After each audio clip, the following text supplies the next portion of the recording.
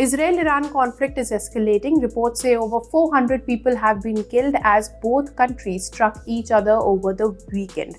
Now, experts are saying that this conflict might go on for some time. Israel on June 13 had struck Iranian nuclear sites and military bases, after which Iran struck Israel's key sites on June 14th. And then Israel struck Iran with a barrage of missiles on June 15th. Now, let's understand this conflict properly.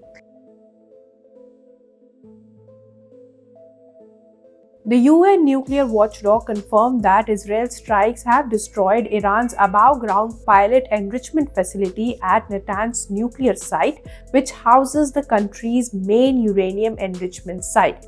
Now, this has been a key target for Israel for years. While Iran insists that its nuclear program is for civilian purposes, Israel and US have long opposed it, citing concerns that Iran is close to enriching uranium to weapons-grade levels.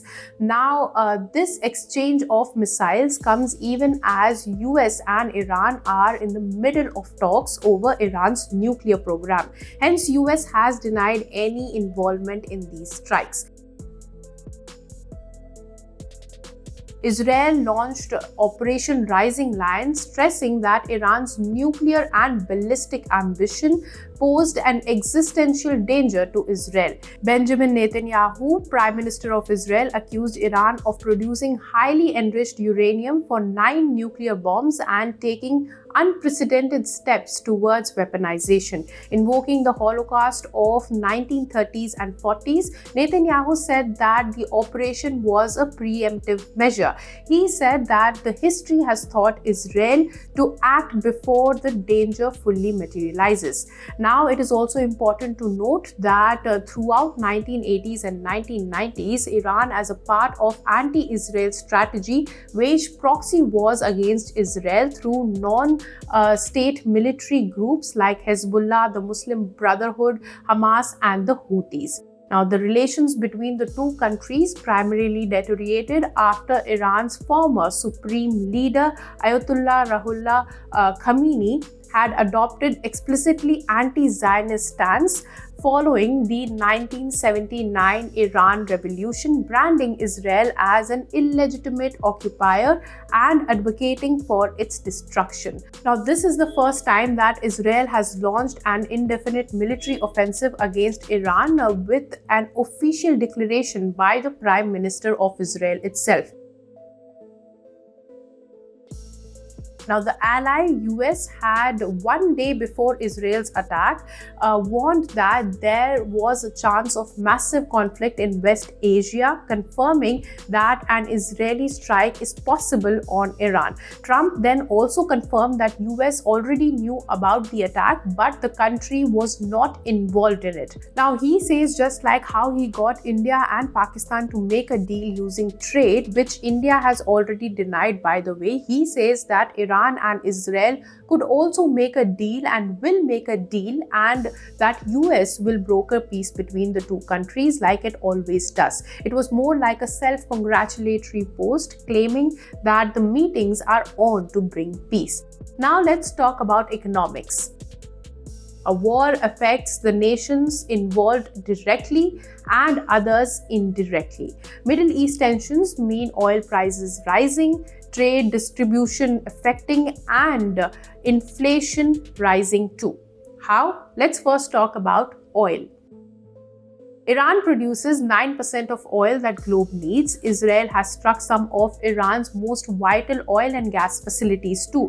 So oil prices surged 7% on June 13, and on June 16, the prices were volatile too. Brent crude futures rose 64 cents or 0.86% to $74.87 per barrel, and West Texas Intermediate crude futures gained 76 cents or 1.04% to $73.74. Earlier in the session too, they surged over $4 per barrel and also fell into negative territory briefly.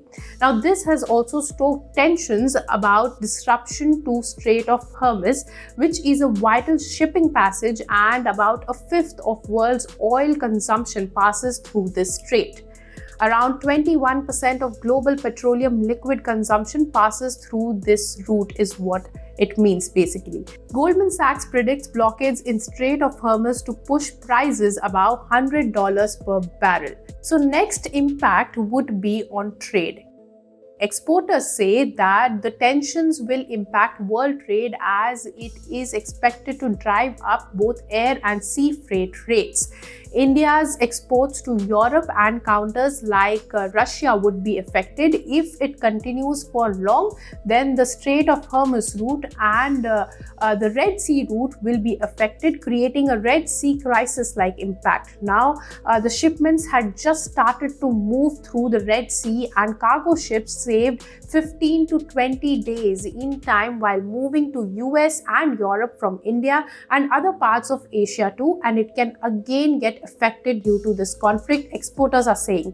And the Red Sea Strait is vital for 30% of global container traffic and 12% of world trade. This leads us to the next impact: inflation.